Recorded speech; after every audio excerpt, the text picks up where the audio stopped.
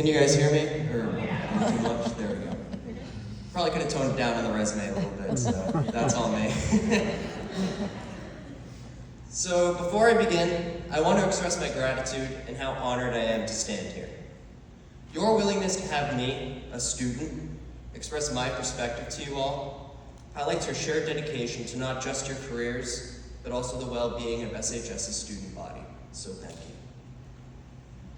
When Mr. Burke had invited me to speak to you all today about what motivates me, about my why, I thought, well, that'll be easy. No problem at all.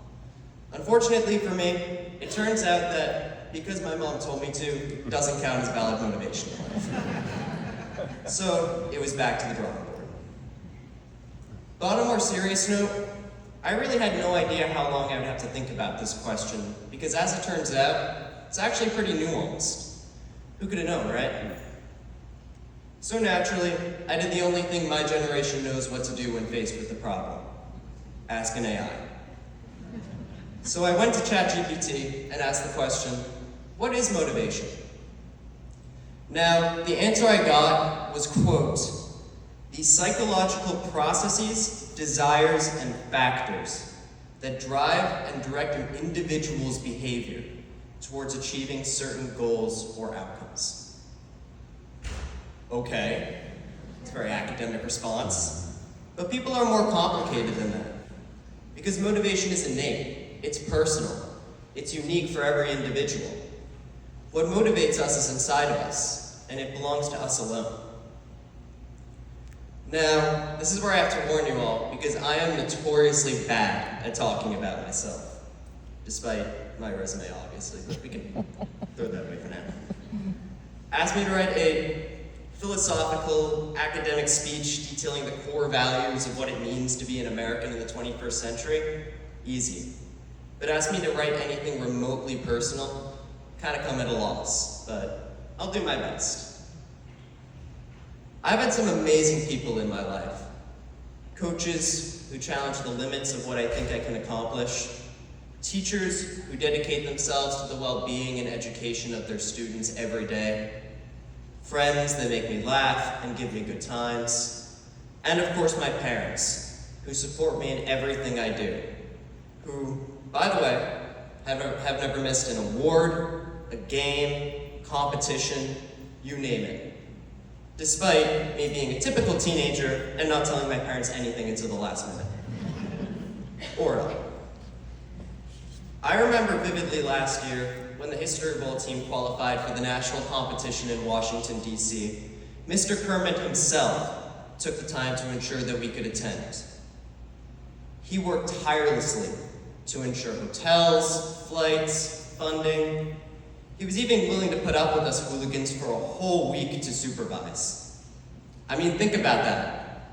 An entire April break spent with high school history geeks. It's a miracle I made it out alive. You want to know what I did to him on that trip? I spent a full 2-hour dinner asking every history question I've ever had. What do you think of Grant? How about Lee? What was Carter's presidency like? Tell me about the unique social, political, and economic ramifications of Reagan's presidency in the United States heading into the 21st century. And somehow, I didn't drive him nuts. Or at least he hit it well. And he's not the only one.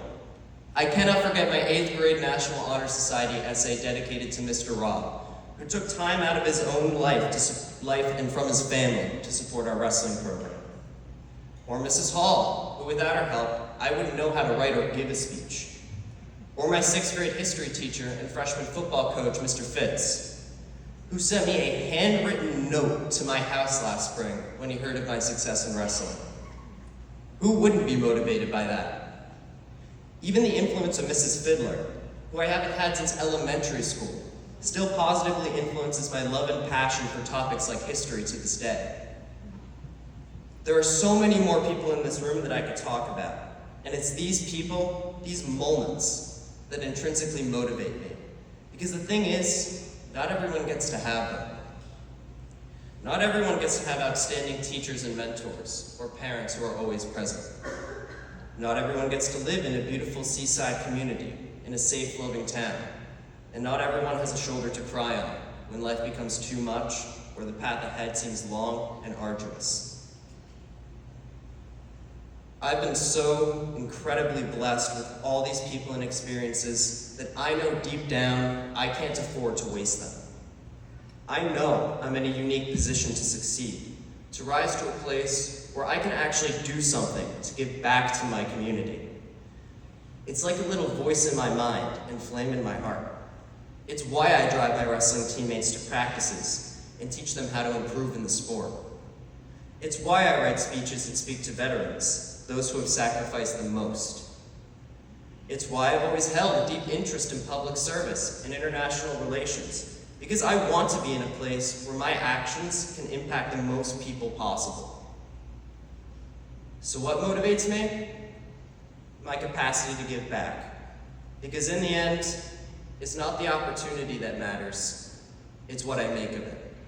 Thank you.